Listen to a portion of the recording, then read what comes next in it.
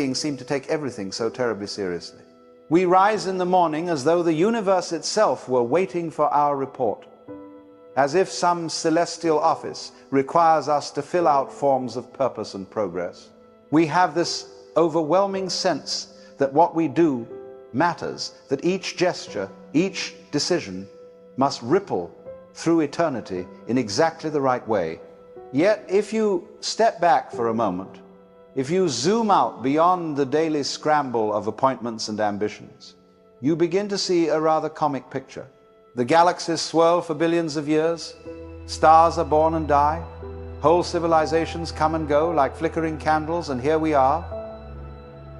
It's as though the universe were engaged in the grandest of dramas, and we're playing our parts with such grim conviction that we've forgotten it's a play. This is what I call the great pretending. The cosmic game in which each of us, for reasons quite mysterious, chooses to act as if things truly matter. We fight, we strive, we suffer, and we love. And underneath it all lies an unspoken assumption that there's something to win, something to lose, some scoreboard in the sky, keeping tally of our importance. But look a little closer. What exactly does it mean for something to matter? To whom must it matter? Does the sun care whether you succeeded in business today? Do the tides pause in sympathy when your heart is broken? No. The cosmos rolls on, magnificent and indifferent.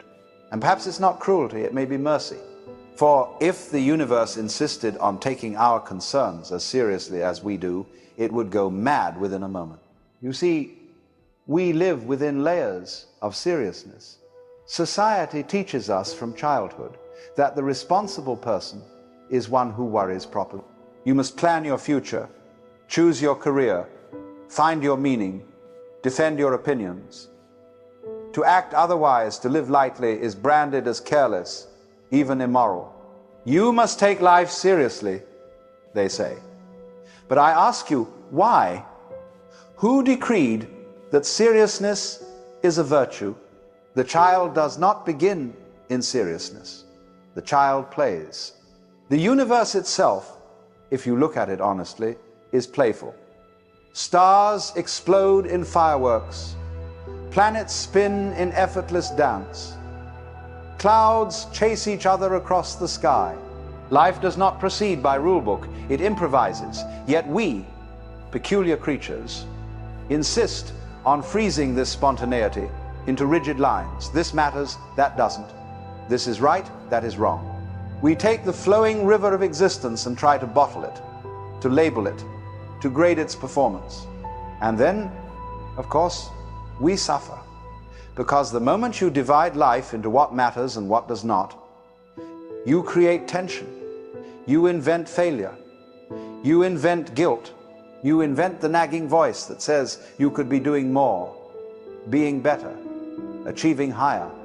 And so you spend your days running faster on the wheel, chasing a seriousness that was never real to begin with. Imagine, instead, that the whole thing, the struggle, the striving, the solemnity is part of the play. Imagine that behind the facade of importance, life is laughing softly at its own performance. What if God, or whatever you wish to call the deep intelligence of being, is not a judge sitting on high, but a musician improvising an endless melody? Wouldn't it make sense, then, that we are meant not to march, but to dance? When you begin to glimpse this, you realize that acting as if nothing matters is not nihilism, it's clarity. It's seeing that our seriousness is self-inflicted, that the meaning we chase is already present in the very act of living. To act as if nothing matters is to play wholeheartedly, knowing there's nothing ultimately at stake.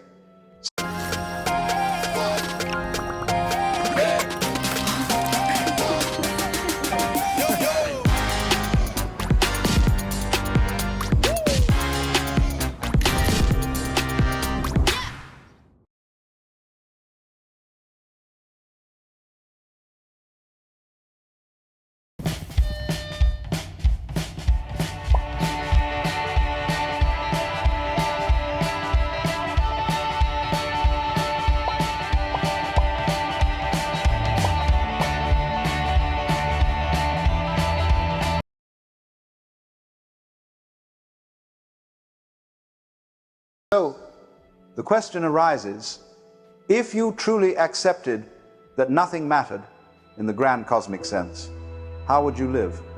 Would you collapse into despair? Or would you laugh deeply, freely at the miracle of it all? For maybe the divine trick of existence is that only when you stop clinging to significance does life reveal its genuine significance. That is the beginning of freedom, to see through the great pretending and recognize that the play was never meant to be taken so damn seriously. You know, when people hear the phrase, act as if nothing matters, they often recoil. They say, well, if nothing matters, then what's the point of anything? Wouldn't the world fall apart?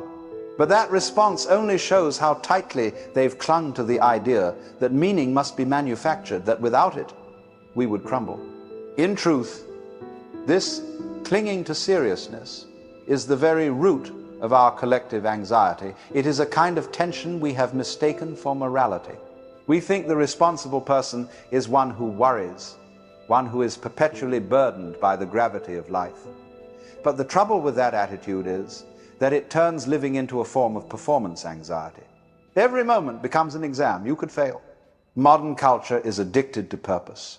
You must have a career purpose, a relationship purpose, a spiritual purpose.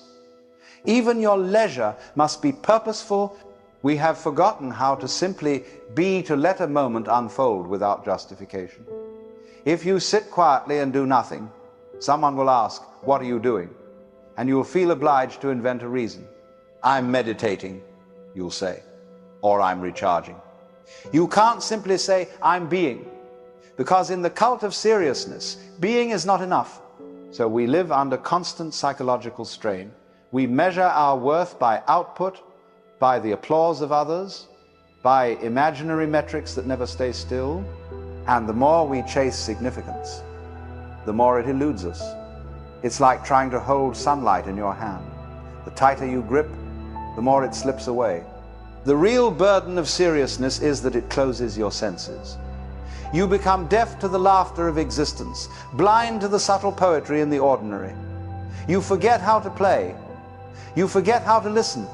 You forget that you are part of something much vaster, and that this something is not a machine demanding results, it's a mystery performing itself through you.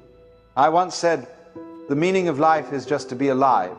It is so plain and so obvious and so simple. And yet everyone rushes around in a great panic, as though it were necessary to achieve something beyond that. You see, our seriousness is not a sign of wisdom. It is a symptom of forgetfulness. We have forgotten that the whole show is spontaneous. Nobody started it. Nobody's running it. It's just happening. When you take things too seriously, you shrink the universe down to the size of your personal drama. The mind becomes a little echo chamber, endlessly repeating, what should I do? How should I live? What if I fail? And all the while, the trees grow without asking permission.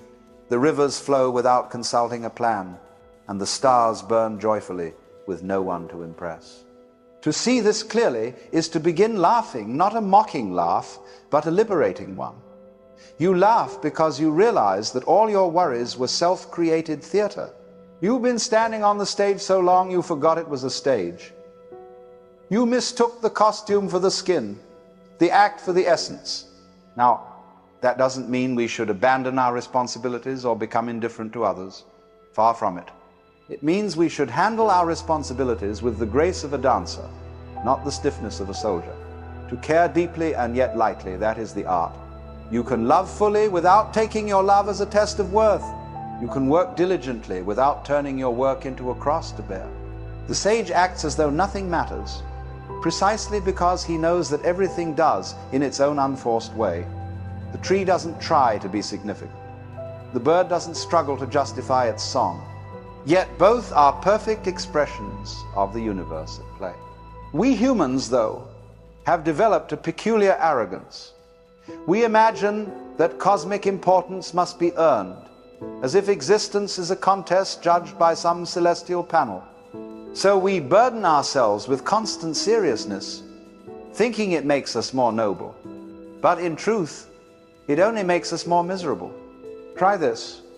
Imagine for one day that there is no script to follow. Imagine that every action you take is not being recorded in the book of destiny. How would you walk? How would you breathe? How would you look at the person beside you? You might find yourself moving more fluidly, speaking more gently, laughing more often, because without the weight of significance, you rediscover spontaneity. Life becomes a dance again, not a duty. And that, you see, is the secret. When you release the burden of seriousness, you don't lose meaning, you gain it. But it is a meaning born of freedom, not fear. It is the quiet significance that arises when you realize that being alive is already enough. It will clear over 200 different kinds of blockages. Plus, it kills the bacteria in your lives. So this is... The idea of acting as if nothing matters sounds, to many ears, like a dangerous form of apathy. But that is because we have mistaken letting go for giving up. There is an enormous difference between indifference and freedom, though the two can look alike from a distance. To give up is a kind of despair. It says, nothing matters, therefore I will withdraw. But to let go is entirely different. It says, nothing matters in the way I thought it did, and therefore I am free to love it all. This distinction is at the heart of every great spiritual tradition. When the Buddha spoke of detachment, he didn't mean coldness, he meant freedom from clinging. He meant the ability to hold life lightly, to dance with it, rather than strangling it in your arms. You see, the reason we suffer is not that life is cruel, but that we demand it to be permanent. We want our loves, our identities, our successes to last forever. We want to carve eternity into the flow of time, and so we cling. We hold on to ideas, to roles, to narratives. We build shrines around what should have been allowed to pass. But life will not cooperate. It changes, it decays, it renews, and we call that impermanence loss, as though something has been stolen from us. But in truth, nothing has been stolen. It was never yours to keep. The river does not belong to the hands that cup its water. When you begin to understand this, a strange peace enters. You no longer need to force meaning onto things. You allow them to mean what they will, for as long as they will. And in that gentle surrender, you begin to taste a freedom deeper than control, the freedom of flow. Letting go, then, is not a posture of defeat, but of trust. It is saying yes to the nature of reality. It is the recognition that the universe, in its infinite intelligence, does not need your supervision. You do not have to manage it, fix it, or hold it together. The waves know how to crash, the grass knows how to grow, the heart knows how to beat, all without your approval. Now, this frightens the serious mind, because seriousness depends on control. It says, if I don't hold everything together, it will all fall apart. But what you eventually discover is that it has never been held together by you at all. You are the wave, not the oceanographer. You are the breath, not the breather. When you see that, a tremendous relief floods through your being. The self you were trying so hard to defend dissolves like mist in the morning sun. The worry that you might fail, or fall short, or not matter enough, all of it begins to melt, because you realize that life never demanded perfection from you in the first place. This is what I mean by acting as if nothing matters. It is to act without clinging, without fear, without the compulsive need for validation. You still care deeply. You still love. You still create. You still help. But you no longer make your happiness dependent on the results. You play the game knowing it is a game, and that makes all the difference. Because when you truly see that there's nothing ultimately at stake, every moment becomes lighter, more vivid. You laugh more easily. You forgive more quickly. You speak more honestly. To act as if nothing matters is to recognize that life is not a problem to be solved, but an experience to be lived. You can love fully because you no longer need love to last forever. You can work passionately because you no longer need your work to define you. You can even face death without dread because you see it as part of the rhythm, not an interruption. You begin to live like a musician improvising, each note complete in itself, No need to grasp the next. The melody is beautiful precisely because it moves. And curiously, the more lightly you hold life, the more life seems to flow toward you. Opportunities arise when you're not clutching at them. People open up when they sense your ease. Existence itself begins to feel cooperative, playful, almost intimate. This is the paradox, the great cosmic joke. The moment you stop trying to make life meaningful, life becomes profoundly meaningful.